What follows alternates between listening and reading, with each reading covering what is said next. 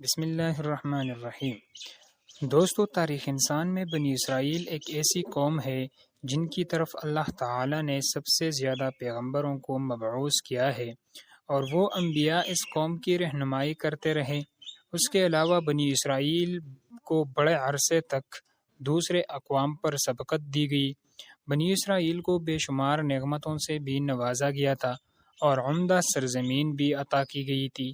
ان سب نعمتوں کے باوجود ان میں سے اکثر لوگ نافرمان رہے۔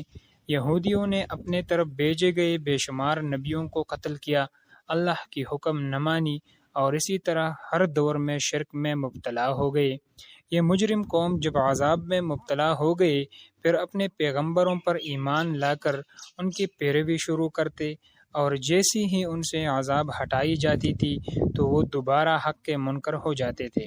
قرآن مجید میں ان کی نافرمانی کے واقعے تو بہت جگہ پر ہیں، جن میں سے ایک واقعہ ایک جادوگر سامری کی ہے، جس نے بنی اسرائیل کو حق راستے سے ہٹا کر ایک بچڑے کی عبادت میں لگا دیا تھا۔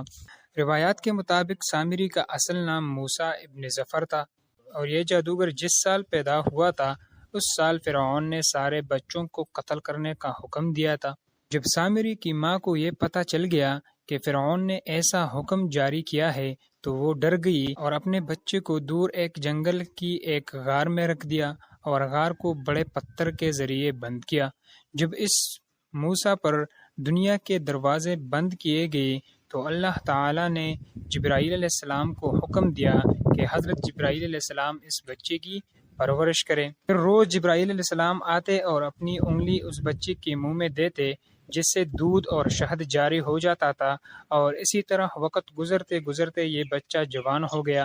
اس نوجوان کا نام بھی موسیٰ تھا، اور ادھر پیغمبر موسیٰ بھی موجود تھا۔ اور عجیب بات یہ ہے کہ سامری موسیٰ کی پرورش جبرائیل علیہ السلام نے کی تھی، اور موسیٰ علیہ السلام کی پرورش فرعون کے گھر میں ہوئی تھی۔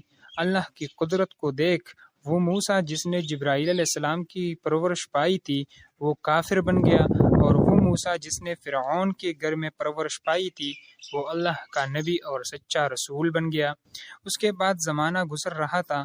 فرعون سے نجات پانے کے بعد جب یہ لوگ سمندر پار کر کے دور چلے گئے اور ہجرت کی تو اللہ تعالیٰ نے موسیٰ علیہ السلام پر تورات نازل کرنے کے لیے موسیٰ علیہ السلام کو حکم دیا کہ آپ 30 راتوں کے لیے کوہ طور جاؤ۔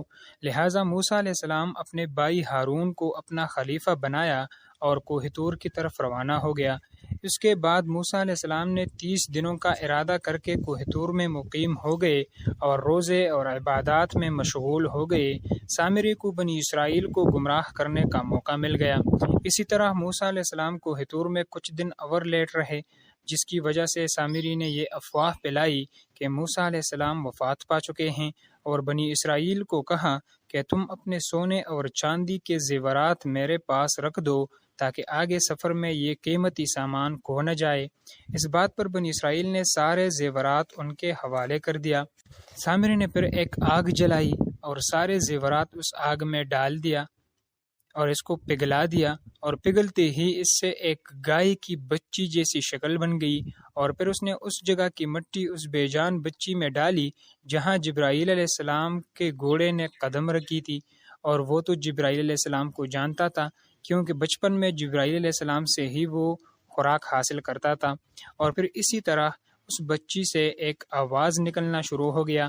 اس کے بعد سامری نے بنی اسرائیل سے کہا کہ موسیٰ علیہ السلام کوہ طور کی طرف گئے ہیں اور خدا خود ہمارے پاس تشریف لے آئے ہیں، نعوذ باللہ۔ اور جیسی ہی بنی اسرائیل نے اس کی بات سنی تو انہیں یقین آ گیا اور حق کے راستے سے اٹک گئے۔